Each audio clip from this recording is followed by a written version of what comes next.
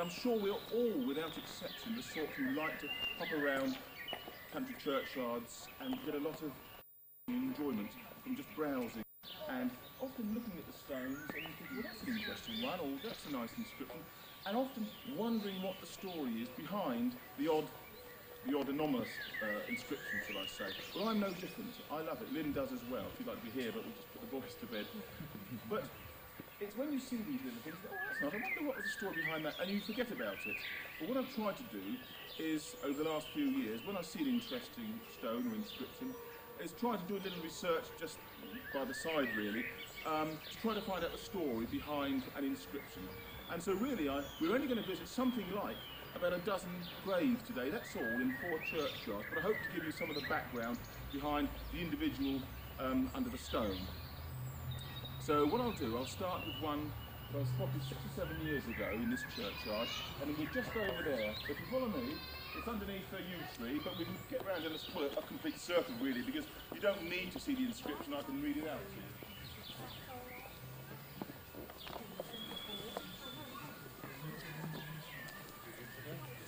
It's 7 or 8 years ago, we were wandering through St Clement's churchyard, and we're very interested in the First World War and in stones administered by the War Graves Commission, and just looking at the inscription, which is just a general, brief military inscription, the same as all the others, it seemed reasonably interesting, and then I wanted to look a bit further because it simply says TF/1321 Private T. Bryant, East Kent Regiment, the Buffs, 25th of August 1914, and the cross and the regimental emblem, the Buffs, the dragon, and no more than that. Well, yes, poor chap. The Buffs went over. The 1st Battalion went over to France and Flanders very early in the First World War, and were in action early on and lost a lot of people. But when I thought about it, I like to think I'm reasonably well read on the Buffs, East Kent regiments, during the First World War, and I thought straight away there were 1 or 2 discrepancies or anomalies here, because I was well aware that the Buffs didn't reach the front line at all until about the 20th or 21st of July, and I wondered how a chap in the Buffs could die and earn himself a war stone in August, unless he'd been transferred from one to the other.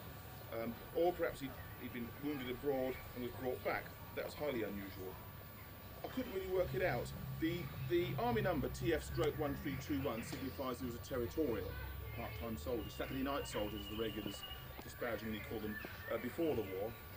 And so almost certainly would have fallen into either the 4th or 5th Battalion of the Buffs, who certainly weren't in action anything like as early as the 1st Battalion, or even the 2nd Battalion that came home from India first.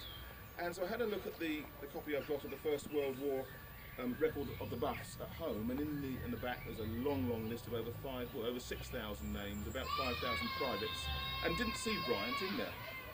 There were 2 or 3 Bryants. There was a TF Bryant with a similar number, a TF number, Territorial Forces, but it wasn't the same chap.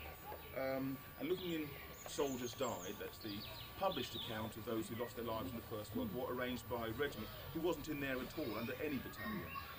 And I wasn't that surprised, because you often find these anomalies with First World War casualties, but it seemed to confirm my suspicions.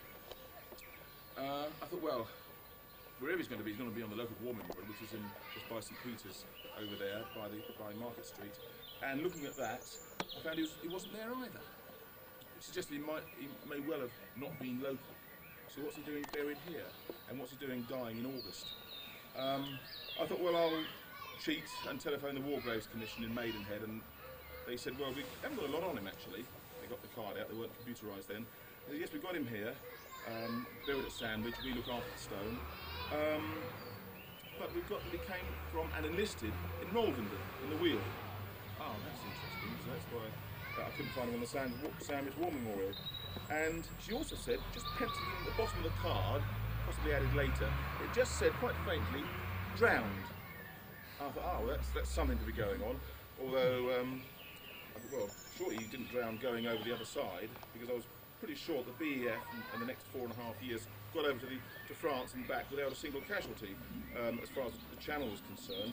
But having been given the clue of Rolvenden, Lynn and I had already transcribed that war memorial about 10 years earlier, and there he was on the list of those at Rolvenden, but not really giving us any additional information. So, well, if he's died in Sandwich and drowned, well, he's certainly buried here. A quick look at the burial register for St Clement's in 1940, and the entry was there, just as you'd expect. And there, added to it, was simply, quite apart from his name, date, etc., was drowned in the river. Just drowned in the river. A little bit more than the last time. But, oh, there's only one river in Sandwich, Stour. Presumably he's drowned in Sandwich itself. And I thought then, well, he must be, being a territorial, going back to the Buffs' history, almost certainly the 4th or the 5th Battalion, which enlisted in the Weald quite heavily. And I knew that they had moved to Dover Castle for a few days, early in August 1914, and then to Canterbury, and then to Sandwich. So I thought, we've got him. And then, of course, the ideal thing was if a chap, in the first few days of the war, with all the war fever about in the local newspapers, there might have been an account of him in the paper, even though it's rather ignominious end, perhaps. And there was. There's this tremendous little obituary, and I'll read it to you because it just shows how wrong you can be when you look at a gravestone, particularly a military stone like that, and think of a pretty glorious death, and see what actually happened. Because on the 29th of August 1914, the headline was "Territorial Drowned at Sandwich." Thomas Bryant, 31, of Thorndon Lane, Rolvenden, was unfortunately drowned in the Stour at Sandwich about 1:30 on Tuesday morning. He was one of the 5th Territorial Battalion, the Buffs, East Kent Regiment, now stationed at Sandwich, and with other men of his regiment, had slept on the quay. That's just where you park, Dan, right down there. If you came through Fisher Gate and up the hill, as you go through the gate, on the right is the drill hall, what was the drill hall, junk stores now, and on the left was the ship pub, now a private house. And so they slept on the quay instead of the drill hall, for the sake of coolness, off August evening. And about 1:20, Private Thomas Jones of G Company woke up and, walking on the quay, missed his footing in the darkness and fell into the river. This is not our chap, this is another one. His shouts for help apparently aroused Bryant, who also fell into the river. Although there was no direct evidence, it was suggested he might have gone in with the idea of helping his comrade. P.C. Pearce, one of the Special Reserve Constables, turned his light on and managed to grab Jones's hand and, with assistance, saved him. While thus engaged, he heard the splashes caused by Bryant entering the water. The second one. Entering the water, but Bryant was carried out by the swift-running current, too far to be reached, and, fully occupied as he was with Jones, the constable was powerless to aid Bryant, whose body was found at 6:30 a.m. between the brow boat and the quay. Bryant, a fine-built fellow, was an agricultural labourer and unmarried. It then gives an explanation and description, smashing really, of the funeral.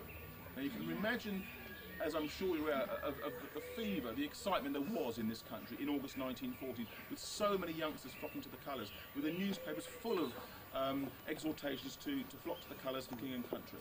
And so when someone dies, they really make a splash about it. But it wasn't just the paper, the military and the locals made a tremendous splash. I mean, he hadn't exactly died in action, but believe it or not, his funeral was a massive public affair, with many people lining the streets, and with the clergy of all 3 Sandwich parishes, St Clement's, St Peter and St Mary, involved, and the padre of the battalion, and the CO and the adjutant were both there, as well as the band of the Buffs Regiment. And when they lowered him down here, just here, the Union Jack draped over his coffin, there were then 3 volleys fired over his grave, and last post was sounded. Terrific military funeral, with all honours. And yet, he hadn't quite had the, should we say, glorious end one imagines. In fact, it was quite different to up to nearly 1 million of his military comrades in the 1418 war, who were so many hundreds of thousands, had no grave and let alone a decent burial or a funeral, or even a few words over the grave, if they have a grave. Yet here he was, falling into the Stour, perhaps having had too many in the ship, if he and his mate were allowed in the ship on this hot evening when they fancied drink, and here he is, buried with full military honours.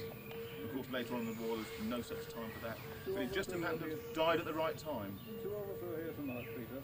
We're at the Menin Gate yesterday. Oh, yes. And we saw all those busts. Oh, yes, yes. Over 6,000 of them, yes. He won't be there because he's got a known grave. But it shows the incongruity of many of the different sorts of deaths that private soldiers, over 5,000 of the Buffs alone, endured in the First World War. And of course, again, it's a salutary reminder not to jump to conclusions when you see one of our gravestones. That's right, yes. And also, don't get drunk on the quay when you're going to sleep on the edge. If you follow me, we can go over something unusual about this, but at least it does give a pretty good rundown of this particular family's misfortune in that 5 infants and 1 youth predeceased their parents. And of course, it's a sad story really. Lawrence, the name I believe, and of course the stone wasn't put up, presumably until much later when the parents died. But they like to see their relations like to see their own children commemorated thus. Ironically, it's right opposite, I'm not sure exactly where, I made some notes a few years ago, right opposite someone who was a centenarian and born about the same time as these little infants, which again reminds us that it's a bit pot luck. It was a bit pot luck in those days who survived, and if you did survive, you got fortunate to live longer. If you follow me, members of the society on the coach asked me if I knew the meaning of the word steen or steamed in a grave or a memorial, and it didn't ring a bell. I thought about it since, and then much later I saw the description steamed, S-T-E-E-N apostrophe D, in the description of the last resting place of a chap called William Slaughter, who's buried just over there. I don't stop at his grave, but he's one of the jurats or councillors of the Cinque Ports in late 18th, early 19th century. Large family of Slaughters. But if anybody here knows the meaning, A stone, lined with stone. Lined with stone. Yeah, like a well. You steam a well. I see. Ah. You mean the grave itself? I haven't ever seen it like that, but that is the use of the term. Yes, someone asked me, and I saw this later, and I don't think it was the same entry that she'd seen, so there's 2 examples. Thanks for help. Here we've got the grave of one of Sandwich's most famous sons, really. I'm not 100% sure that he was born here, but William Boyer was a renowned local and reasonably further afield Victorian photographer. He was responsible for a lot of the good photographs, good quality photographs that survived from late Victorian times regarding Sandwich, not just the buildings and the events, but the people and the portraits. And I thought I had a photograph of him, I haven't, but I do know that he, as photographers did in those days, and Victorians like to see their dead children photographed, as you've probably seen, photographs of little infants lying in their coffin all wrapped up, and photographed in the family keeping these cartridges eaten, sticking them in the album. He photographed his own son, dead. I think he's on here, 6 years old, I think, because, well, there's no one else to do it, I suppose. He wanted a photograph, people came to him for photographs of their children, and so there you are, having a father whose only son had died at the age of 6, and taking a photograph of him in the coffin. Seems strange to us, but in fact, I suppose, the Victorians' views of death were entirely different to ours. And so I suppose there's nothing unusual at all. I'll pass this round of an example of one of his works though. You can just pass around and let me have it back on the way somewhere. One of the many portraits or studio photographs he did take of parishioners or wandering people really, is of a tinker who was photographed here in Boyer's studio in Sandwich. It's rather nice really, because he's supposedly disabled and he's a beggar and he's trading on his disability, I suppose, because he's got a built-up shoe by something like 6 or 7 inches. But in actual fact, as the caption of the photograph says in this history, in which I took the picture, his knee is 6 inches above the other one as well. So he didn't have a short leg or anything. It's almost certainly he was just one of these, begging tricks. Yeah, just got or a short thigh possibly, or it's just one of those examples. There are one or two interesting ones over here as well.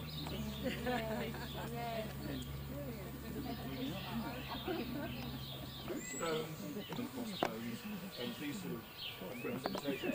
But you may wonder why there aren't some, not so many, but quite a few you think would survive from the 17th century, even if they're a bit faded.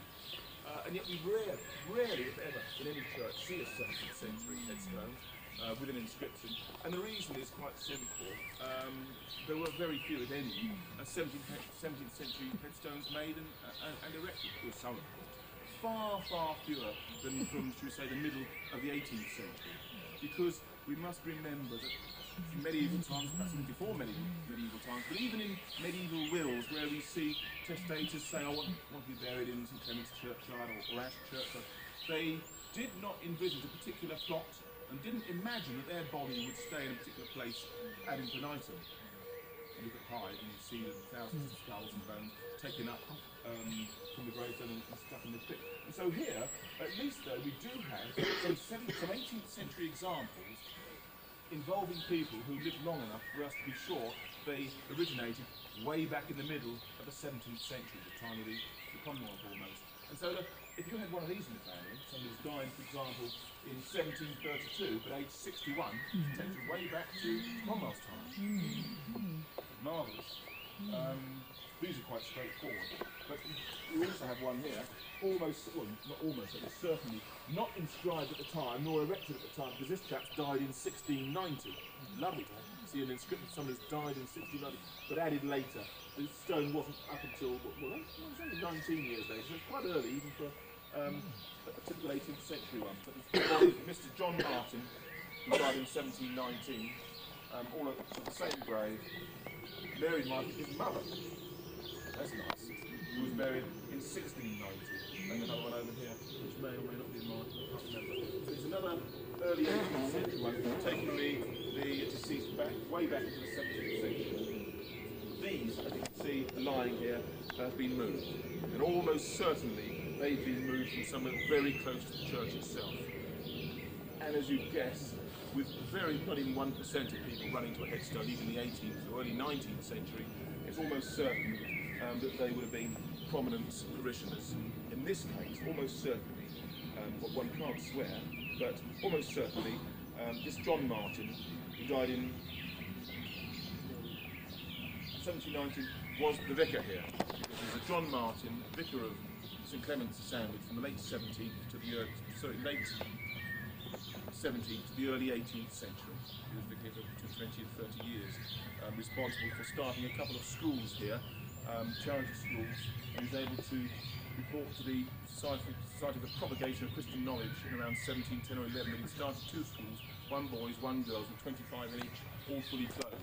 When you say all fully clothed, all the clothing paid for, all with clothing, as opposed to. So nice interesting ones here. And we've got another one here, and it's a double-sided one, as it were, inscriptions on both sides. If I read this side, it simply says, here is buried William Francis Farrer. That's F-A-R-R-E-R. It's not an uncommon local name, although you can generally see it F-A-R-R-A in this area, of 7 St James's Square, London, and also of the Salutation, Sandwich. He died in 1924, etc., etc. Also, someone else, a brother, somebody Lefevre Farrer, I can't see the Christian name underneath the ivy. Also, Gaspar Oliver Farrer, who died April 1946, aged 85. The other one would have been Henry, actually Henry, the one I couldn't read. Lovely and pleasant, their lives together they rest. Unusual quotation really. Lovely and pleasantly they lived together they rest. These three brothers are interesting because you may be aware, I heard a little acknowledgement when I mentioned the Salutation, which of course is the magnificent Lutyens house here in Sandwich on the corner of Knightrider Street, and so named because they knocked down an old doss house, a pub called the Salutation, on the same site in 1911. Now the connection with the Salutations, they lived there, they lived in London at a fairly grand address. They also lived here from 1911, these brothers, Lutyens, Sir Edwin Lutyens, designed the salutation. He also designed their London house. In fact, they were great friends after Lutyens designed the London house. This was in Lutyens' Indian and South African period, when he was helping Sir Herbert Baker design the government buildings in Pretoria and Cape Town, and then he himself over in New Delhi was designing the government buildings there at about the same time as the Delhi Durbar, just before the First World War. In fact, Lutyens lived in a succession of rented properties in the Edwardian period, and by 1911, having built the salutation for the Farrer family, in 1912 and 13, he moved into an address called 7 Appletree Yard, and that was also attached to 7 St James's Square, and the whole building and its annex that Lutyens lived in was owned by the Farrer family. So there's a nice double connection here with Sir Edwin Lutyens and the Farrers. But the Farrers were bankers. They were a banking family. They owned a private bank in London and were well established here locally, and they quite naturally advised a good number of local people to invest in their bank, deposit in their bank. Whether Lutyens was ever involved in this is sort of go-between, I've no idea, but the bank failed, and a good number of local people lost their savings. And the failure of that bank and the memory of the Farrer family is still remembered by some people, not many now, I should imagine. And I better not say too much. So, of course, the salutation is worth remembering. I've got a picture of it here. You can never see it because there's a thick wall and double wooden gates in front of it. It seems to be keeps changing ownership for the last 20 years, and it's empty now and again. It's been restored. But the gardens, when originally laid out, were laid out by Gertrude Jekyll, who worked in tow with Lutyens, of course, for a good many years, but past that as well. No, the gardens have not been so good for a lot of that period since Jekyll's time, but I understand, I've not seen them, but I understand they've been restored very nicely. Whether they're in the style of Jekyll. A lot of interest now in his work again. Yes, yes. Lynn bought a couple of Jekyll books written by her, I don't know, 60, 70, 80 years ago, on creating a garden for children. Our 2 little boys might want to, you know, when I see John and Sand, but I just can't see him following Gertrude Jekyll's. But you never know, you never know. They say patience is the thing, and don't give them the worst corner of the garden. Give them something that can dig easily and nicely, and you get them starting on some plants and flowers that grow, rather than expect them to be patient on a duck bit of ground. Yes, that's right. Yes, yes, yes. Right, that concludes St Clement's Sandwich. The next stop is Ash, and the best way is to, well, we're back to the car park. Those of you who aren't in the Guildhall car park, is follow all routes, or all through routes, out of Sandwich to the west for the A257 to Ash, Wingham and Canterbury. And A257. that's right, A257, Ash, Wingham, Canterbury. And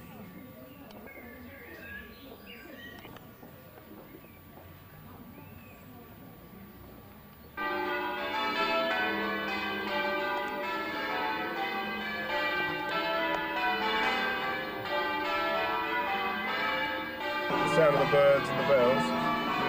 So many wood. Staple, those staplers over there.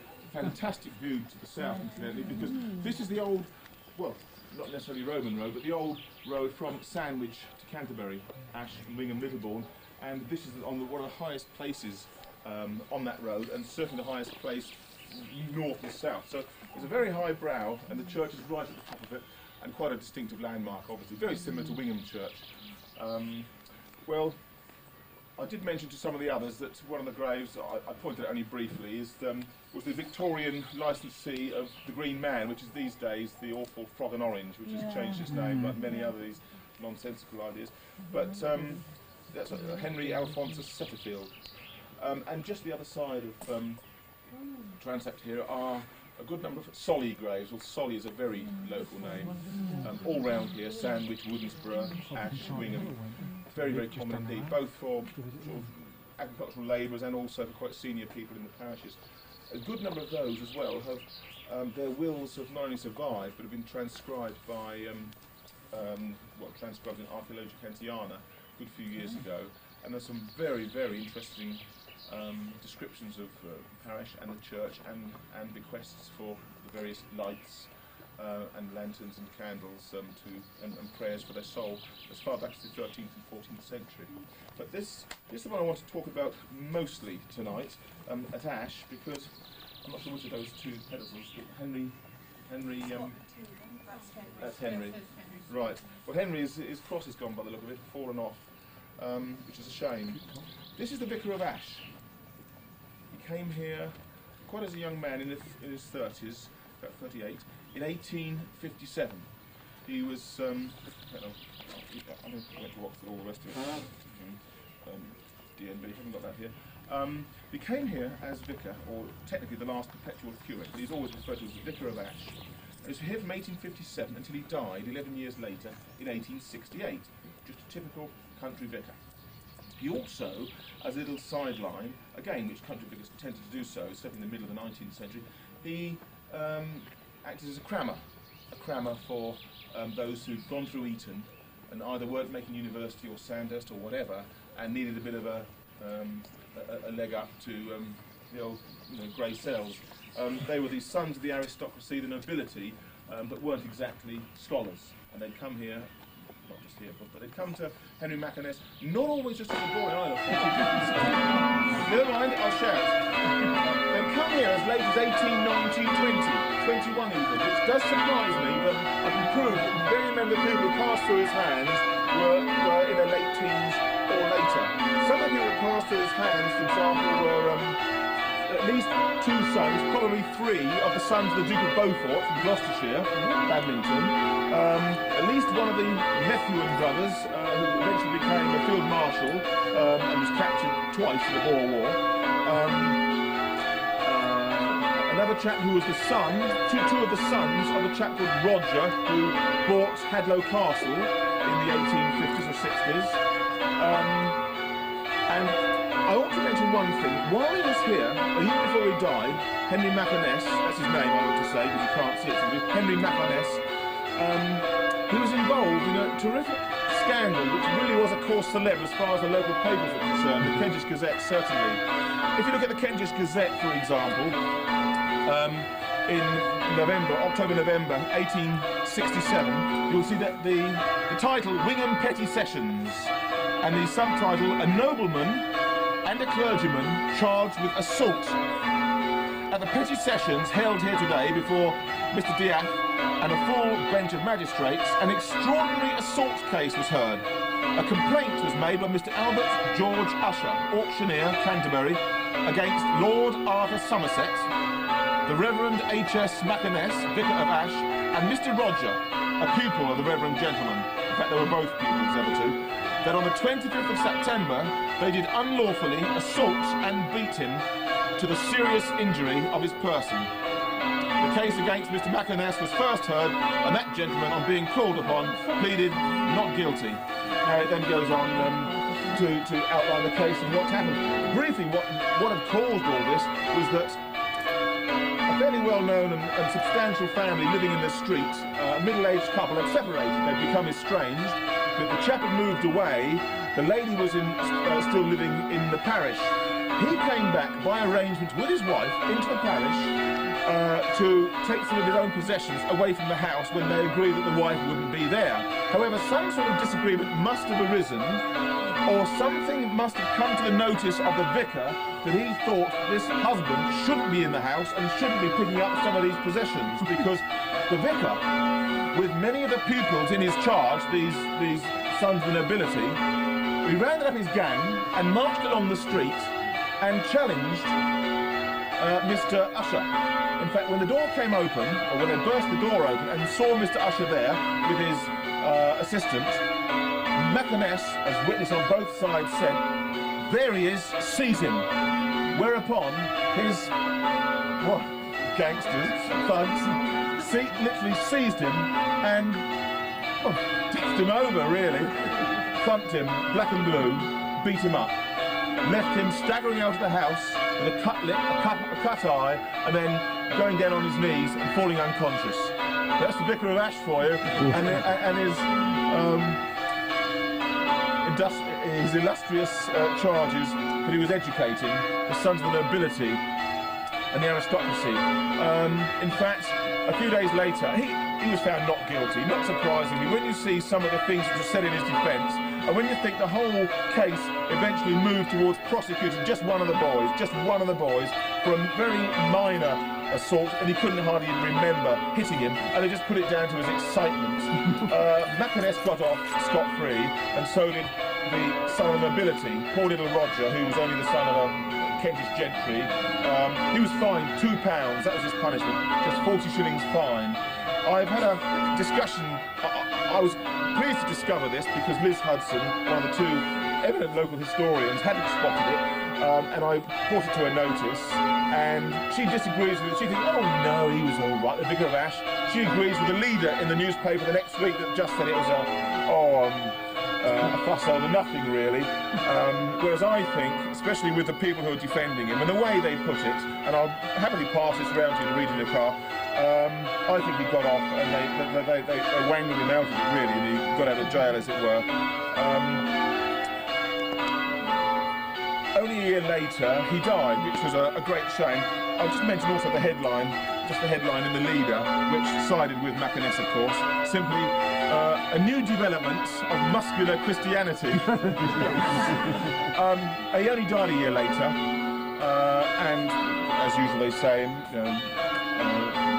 great is the sadness in the community and all the rest of it when he died. I think I've got a couple of bits we may not have brought it with me.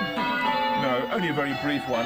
He mentioned the value of the living, how long he'd been there, what he'd done as a sideline, as extra income, he'd taken in these boys. It didn't mention the thing which to me makes him the most notable and why he's my hero, because I just happen to be, it so happens I'm self-appointed archivist and historian of the local cricket club at Ash, for whom I play, and I've dug about a bit, and it's quite clear that when he came here, Henry Makey revived cricket in Ash. He reformed the cricket club. Of course, he was captain, opening batsman, chairman, and all the rest of it, secretary, treasurer, I've no doubt. But he got some really good fixtures going up against the local grammar school in Sandwich, against the well-established Sandwich club itself, against Minster, against Moncton, against Woodnesborough, one or two schools in Ramsgate. He gave his lads a good game of cricket. He had a very, very good side because 3 or 4 of his boys had been through Eton, perhaps more than that. He'd been through Eton himself. He'd played for Eton's second 11, no mean status.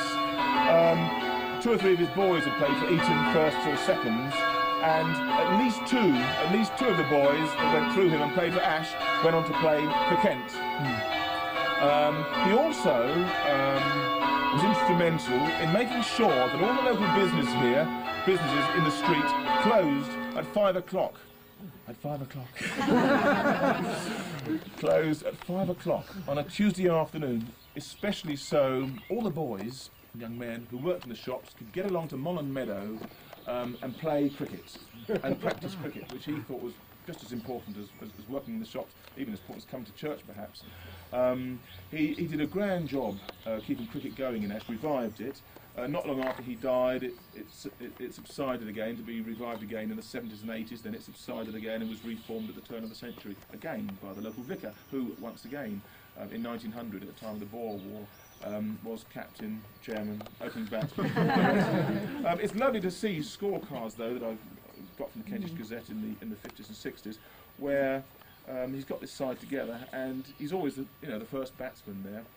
I noticed one of the other batsmen there at one time was the Vicar of Ickham. I didn't know he was the Vicar of Ickham, but it was the Reverend somewhere or other, and in Crockford's it points him to the Vicar of Ickham. He also went through Eton, so he might have known him from school days. One thing which I'm trying to prove, haven't yet done so as far as cricket records or statistics are concerned, but for which I have 2 completely independent claims, and that is that he and 2 of his boys, the Somerset, the sons of the Badminton family, actually wangled W.G. Grace to come here and play cricket for Ash. It has survived in oral tradition in the club, which shocked me, I only heard that this year at the AGM.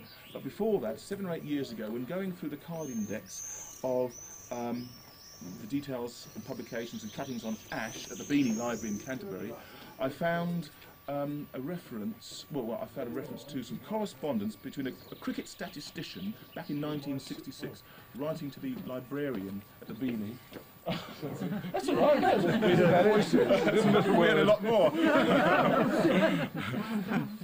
I found this card which mentioned correspondence between a chap in the West Country writing to what's his name? He's dead now. The librarian at the Beanie at the time in the 60s. His name would come from Mr.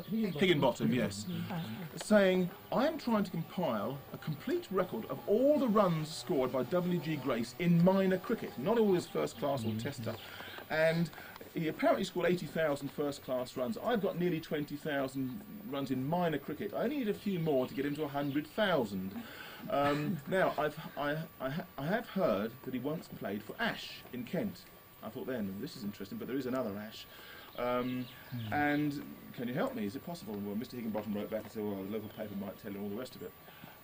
But the account he'd come across was an article written in a journal called, I hope I remember it because you may have heard of it yourself. Would you believe it? Well, anyway, the article was called 40 Years of Turf and Stage. 40 Years of Turf and Stage. Written by a chap in his 60s or 70s who'd been interested, obviously, in racing and may well have been involved as a thespian. But he said, and I only have the quotation from what this chap said in his letter, he said, I went to Eton and then I went to Ash after school, and I went to Ash and I was educated by Mr. Makey, the vicar there, in the 1860s. And this chap was born in Christmas Eve 1850, so he went to Ash when he was 15. Sugden, his name. The Looking Glass, that's the name of the journal. If anyone's ever heard of a magazine called The Looking Glass, please tell me. He said, what a cricket team we had at Ash in those days. Mr. Makey had played for Eton, so had Roger played for Eton, and they were instrumental in getting W.G. Grace and his brother E.M. Grace to play for us at Ash.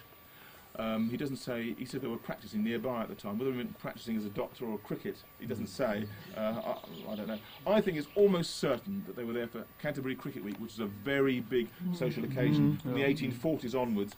And I've looked at all the accounts of Canterbury Cricket Week, and any cricket going along in this area, both in the Mercury and the Gazette at the time, can't see a thing. Doesn't mean that it wasn't, but I can't see a thing. Yes? Go on, please.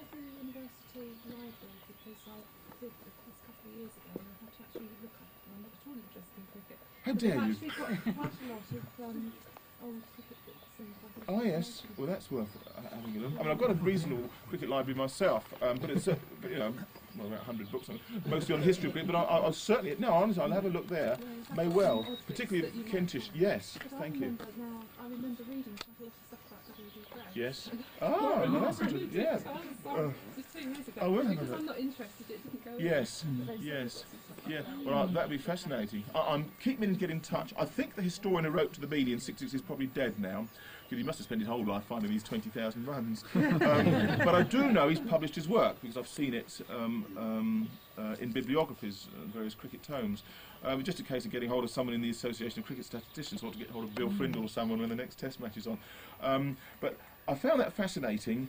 But this oral tradition in the club, which I only found about this year, and I interviewed a chap in his 70s or 80s who used to play for the club just after the war, and he says his father told him, and this is the chap who still farms Mollen Meadow, when I know that we were using it in the 1860s, and he said yes, and he thought it was one of the local doctors got hold of him, and he would have, I think he would have imagined it W.G. Grace in his dotage, big fat beard and all the rest of it. But W.G. Grace, as an 18, 19, 20, 21-year-old, was just becoming the greatest cricketer there'd ever been, but it wasn't quite yet so. His brother E.M., the doctor, was more famous. But by the early 70s, Grace was certainly the non-pareil, as they called him, and spent the next 30 years as being the best. One other, what was I going to say about the W.G. Grace? Ah, yes, and there's one other reason why I think it might, I mustn't say must be true, but it might be true, and as to why he came here, quite apart from only being 7 or 8 miles away during Canterbury Cricket Week when there were balls going on and all sorts of theatricals going on, the old stages, for example. But also, I now find that the Duke of Beaufort at Badminton in Gloucestershire was a personal friend of the father of W.G. Grace, who was also a surgeon. And I also know that the three of the sons of the Duke of Beaufort, Lord Somerset and Lord others, were contemporaries of W.G. Grace, almost certainly knew each other, not from school obviously, but knew each other locally, and that one of these, one of W.G. Grace's brothers, who stayed in Gloucestershire, wasn't much of a cricketer, but rode to hounds with a Beaufort hunt regularly, 3 or 4 times a week, all his life, from early age, all his life. So there's no doubt to me that the Duke of Beaufort's family and his sons knew the Graces before they were famous and knew them well. And I see no reason why if W.G. Grace is coming here to Canterbury 4 or 5 times in the late 60s and early 70s, when there's terrific interest, and knowing perhaps that these friends of his are only 5 or 6 miles away, man on cricket, and playing for a chap who had influence and, you know, knew himself. Well, as it happens, we're going anyway. So. Oh no, just to show you a nice little grave over here, which David will be pleased about, because those of you who heard my talk a few years ago on tracing the history and the occupants of the house in the past, you'll know that David's family is living in 1839, and he's buried here in Ash. The couple who built the house that David's family lived in for a couple of generations, several decades, at Shackley. All I'll mention is he was baptised here in Ash, he married here in Ash, and he's buried here in Ash. But again, when you look at a stone like that, you think, oh, there's an Ash man born and bred all his life. He hardly ever lived here. He may have grown up in Ash as a young boy, but he married a Deal girl. He lived all his adult life in Deal. He was a saddler, and he lived in Lower Street, nowadays part of High Street, and run a saddlery business for over 40 years, and his son did after him. His son stayed there, buried here, although he died in Hastings. His wife was an Adkins, Valentine Bushel married an Annie Adkins. Of course, there are a lot of Bushels round here, but there were 2 Valentines, and one of the publicans near Nonnington was a Valentine Bushel a bit earlier. And there are all sorts of Adkinses and Bushels, but anyway, we'll move off towards Woodnesborough. Now, if you don't know Woodnesborough, just across there, don't worry, in whatever way you like, turn the car round, go back down the street the way you came, and after only 100 yards or so, when there's a field on your right, after the houses, there's a fork off to the right, that's New Street. Take that right-hand fork, so you're not going out on the main road from Ash. Take that right-hand fork, it winds around for about a mile, and you come to a crossroads. Left to Sandwich. You've just gone through the hamlet of Marshborough, left to Sandwich, but go straight over, and you're in Woodnesborough. And very soon after that, you have Woodnesborough Church on your left, along with the mushroom dome on the top. So turn right at New Street, only 100 yards or so down the main road. Go on for a mile or so through Marshborough, crossroads, straight over. Woodnesborough Church is on your left. And the parking's a bit easier. Okay, see you there. Yeah, the best thing to get into the next place is follow, rather than me give instructions. If you all follow, because we've got to get across 2 or 3 couple of roads, haven't we? Well, you're going to have to go Like left, that. you'll have to go Left, right, Felderland Lane, and then through Felderland Lane, and then across the main road. That's not too bad, is it? road. Right, we've made it all then. Well, we're here to look principally, only really, at this grave, this monument to, well, it's the monument to many members of the Gillow family, G-I-L-L-O-W. Without question, they were the most prominent, substantial, one of the largest families in Woodnesborough in the 19th century. If anything was happening around here, the Gillows were involved. They were farmers. They farmed here. They farmed at Marshborough, the little hamlet we've just gone through, the Ewart bit of road. They also were active in Sandwich. They owned the East Kent Brewery. So they were brewers and farmers, and as usual, because they were senior members of the parish, they were involved in the usual philanthropy and do-gooding and the rest of it. The reason we're here is because by the 1870s there were 3 generations of Gillows still in the parish, including a family of 10 brothers and sisters, and one of those 10 came to a sticky end in April 1878.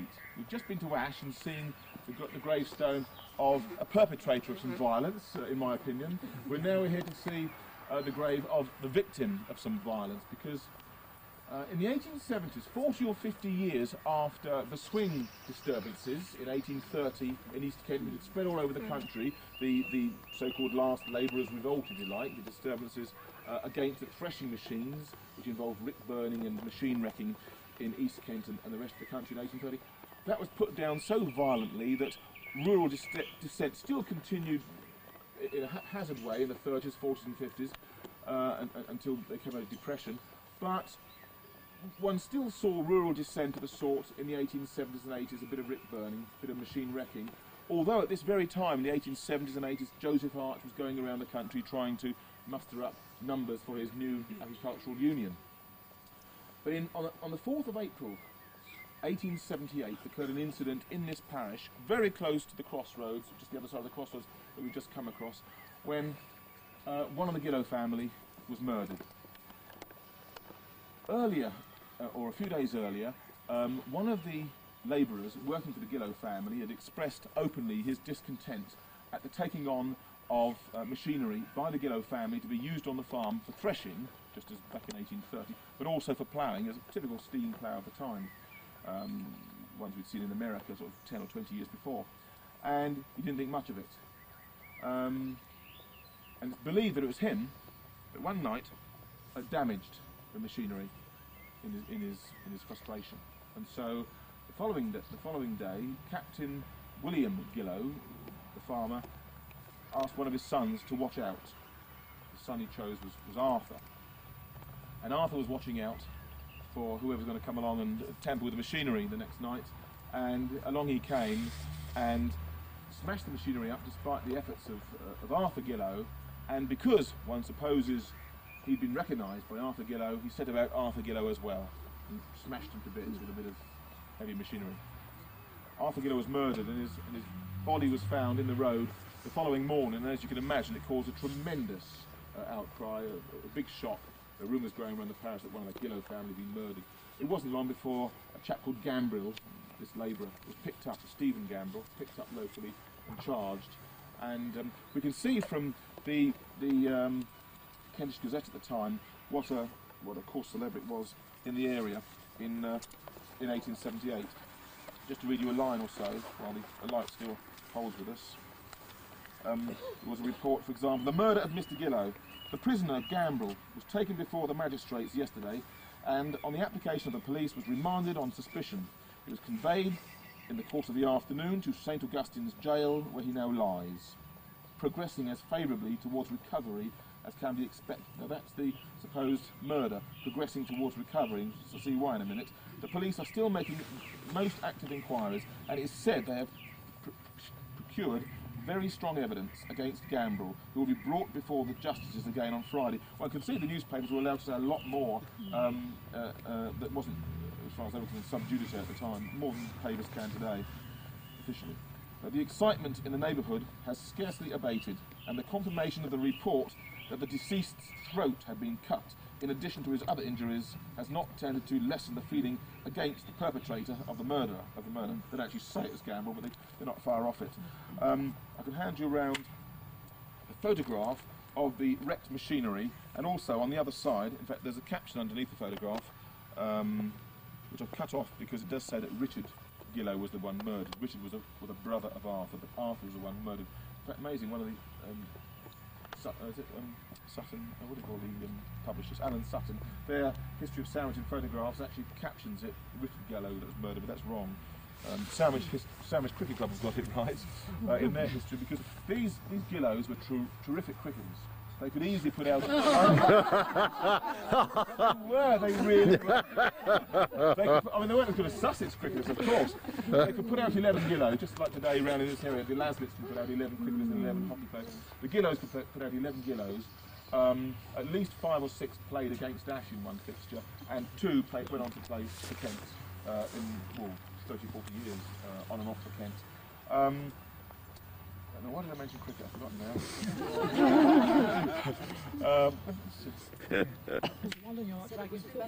You said sandwich. Oh, that's right, yes. Yes, the Sandwich Group got the history right. They said it was art, it was murder, and they're quite right. Just very briefly there's a very, very long report in here, which again, you're welcome, I forgot to give you the other one in the car, but you're welcome to look at this in the car as you go along. Some suspicion appears from the first to have been directed towards Gamble, as he was known to have left Sandwich on Wednesday only a few minutes in advance of Mr. Gillow. When the police made their appearance in the morning, Gamble was at work on the farm, but was taken ill and left for his home, where he has a wife and family. He had a little kiddie of 5 and a boy of 5 and a girl of 2. Thence he made his way to Sandwich, but was fetched back to be questioned. His house lies half a mile from the road in the direction of the marshes, and he told several that he did not take the high road on Wednesday night, but went home through the fields. A broken stick, almost exactly similar to that found beside the murdered gentleman, was discovered in the marshes through which Gamble had to pass, and was believed to belong to him, all very circumstantial. His explanation of this was that he snapped it in cleaning mud from his boots after his walk and threw it away. He was not at first detained, but his movements were watched, and his cottage was searched.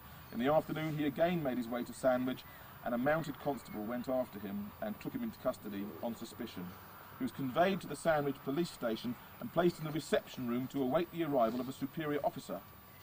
Gamble lay down on a bench and covered himself over with a rug, which the constable gave him.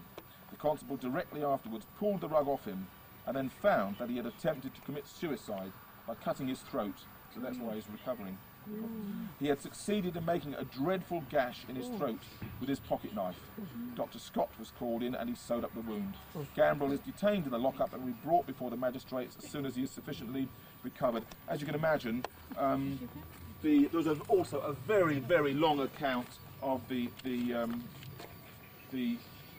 inquest in the paper, where all the witnesses, not of the murder, but the witnesses of the circumstances over the day or so, gave their accounts in graphic detail, as usually it was Delasso, who was the coroner, that we see covering all this. I might as well hand it out. If anybody wants to read it in the car, they're very welcome.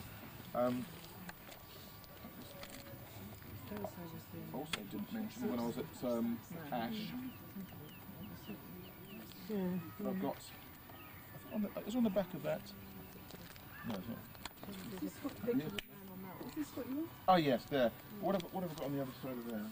Oh yeah, the threshing machine. And on the back of the threshing machine is the murderer, or at least the chap who swung for it. Stephen Gamble of Marshborough here, Woodnesborough, was hanged at Pennant Heath, no, beg your pardon, not at Pennant Heath, but Maidstone Jail, later on in 1878, by Marwood, a famous executioner who came to Maidstone. It's believed to be Marwood's first execution at Maidstone. Apparently he was a bit of a perfectionist, he liked everything to be just so, but they all were like that. The other chap, Pierpoint and the rest of them, because, well, the chap went more quickly if they got everything balanced and the weight and everything right. So there's the chap. He had a 5-year-old and a 2-year-old, and this was taken by Boyer, whose grave I showed you in Sandwich, in his studio, and taken not long before the murder. So we've got quite a good description of the chap who did it, or at least who was hanged for it. So by all means.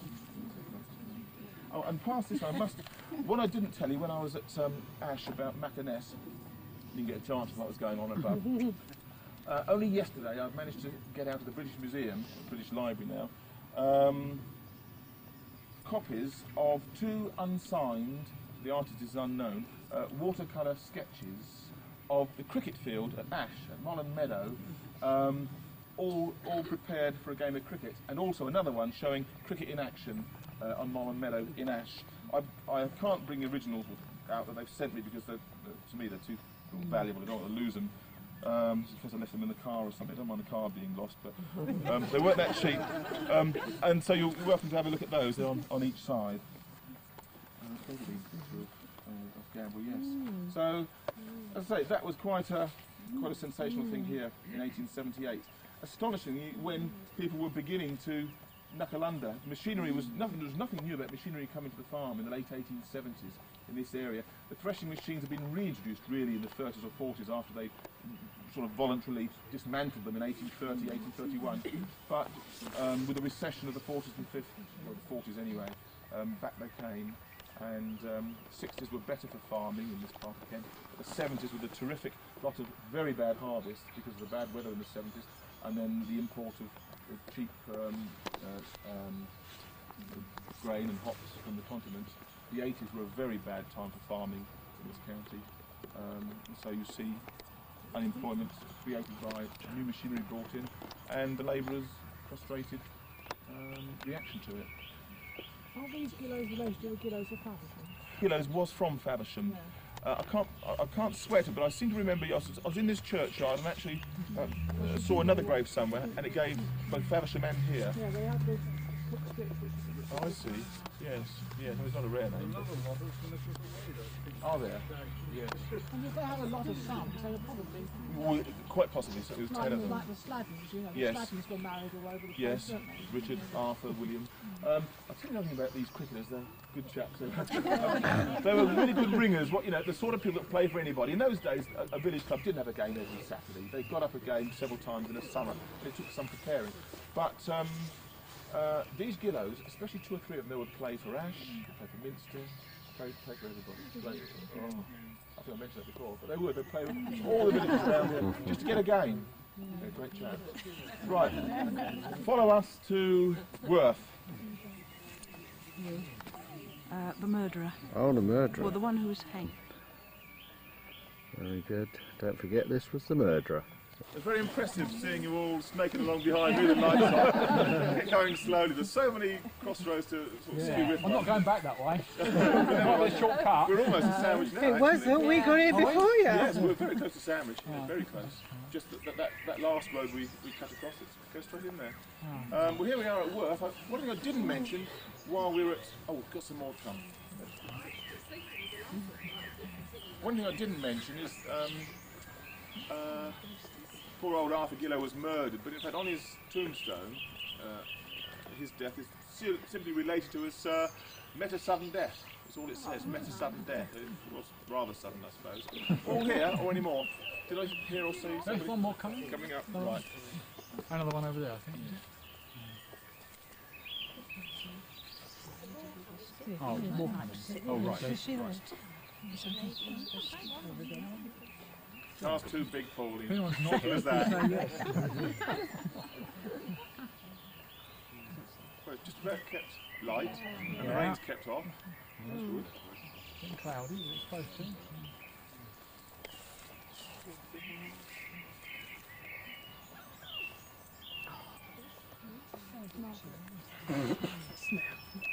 Well done.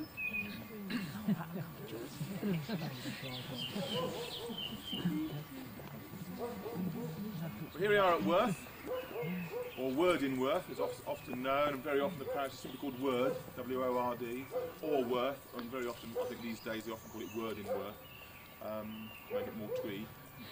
Well, we're here, now this is the last churchyard tonight, and you're only going to get one tombstone here as well, I'm afraid. So I brought you all this way just to see one stone, but this is my favourite, and as far as I know, there's no cricket connection. So, in fact, 51. the other day I was passing along the main road just outside Worth and thought, oh, I'll just check that my favourite hasn't been moved, or it's still there, although I know where to find it when you're all following me. And I couldn't find it. Don't worry, I found it after a few minutes going round and round. They'd moved it, and I'll show you how and why in a moment. So whose name is on this stone? The answer is nobody. Oh, he's brought us all the way. Nobody's on it at all. And it used to be, as far as I can recall, the last time I saw it, just about here, in this little gap near the Garden Remembrance. Not very big, not much sort of higher or taller than the footstones that we see, which might be about there. It's about there, no more than that. And at an angle, almost 45 degrees, so obviously it was sinking. And what I never realised, that quite a lot of it, should have done really, it's obvious, quite a lot of it was underneath the ground, perhaps half or more.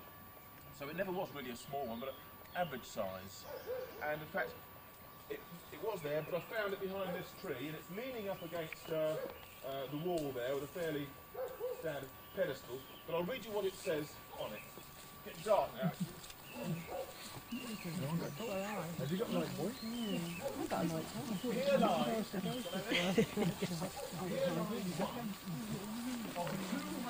the grave of an unknown body washed ashore here at Worth.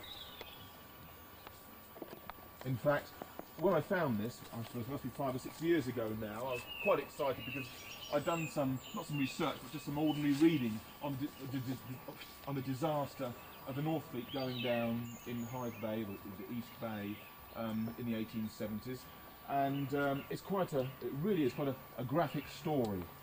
In fact, if you look at the parish register for Worth, for a few days after the disaster, in fact early February, 3rd of February, there were 2 entries on the 3rd of February. The body of a man, abode found on the seashore. 3rd of February, obviously a dash for the age. And the next entry, also the body of a woman, found on the seashore, February the 3rd, just a dash for the age. So in fact 2 were found and buried, or 2 were buried on the same day. But only one is actually, it only describes one. I don't know why. Funny enough, when I'd seen that inscription there and checked up in the Worth burial register, I, obviously careless, as one shouldn't be, I only saw the one for the woman, and it was only when I went back to photocopy it a year or so later that I saw there were 2 entries, the one above as well. So I've always assumed from the earliest that that's a woman, because I only saw the original entry. So it may not be a woman, presumably it's 2.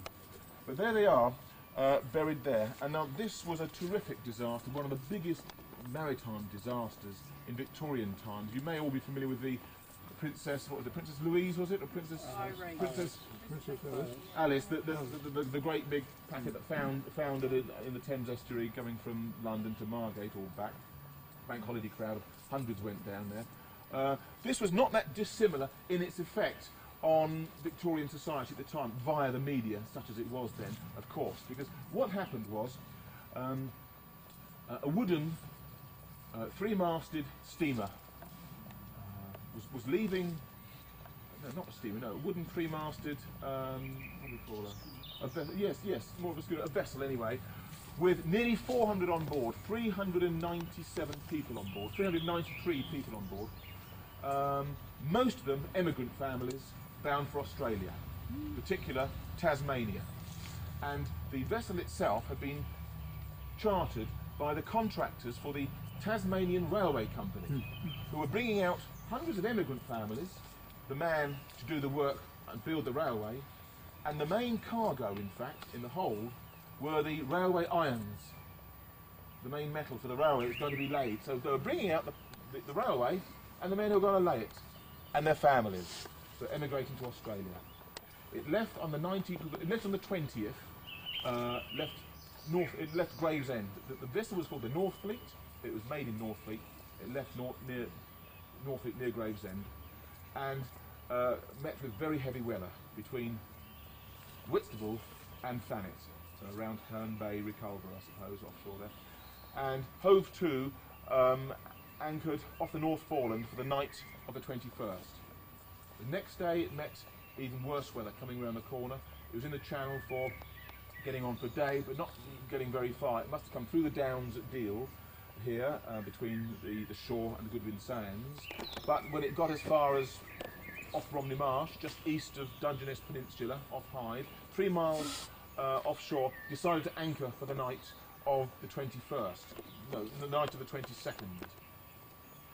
The captain, Mr. Knowles, decided to anchor, along with something like up to 200 other vessels, all ashore. You often find 500 or 600 vessels sheltering the Downs in the 18th and 19th century. The Great Storm of 1703, for example, which meant to kill 8,000 people. Most of those died in vessels in the Downs. So it anchored 3 miles offshore in the East Bay on the 22nd.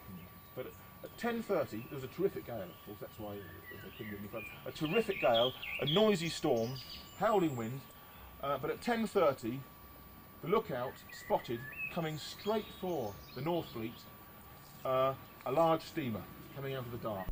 Just before the news, it is